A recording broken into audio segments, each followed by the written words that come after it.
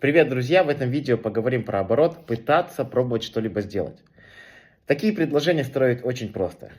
Для этого мы берем какой-нибудь глагол, основу, добавляем к основе частицы «ып», «эп» или «п», затем берем вспомогательный глагол «куру», что переводится как «видеть», и к его основе, к основе глагола «куру», добавляем необходимые по смыслу окончания. Это могут быть личные аффиксы, либо аффиксы повелительного наклонения, в зависимости от смысла предложения. Например, «попробую-ка я поспать».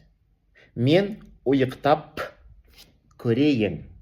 Либо «попробуй прийти».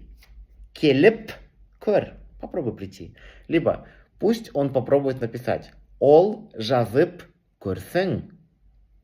Как видите, друзья, все очень просто.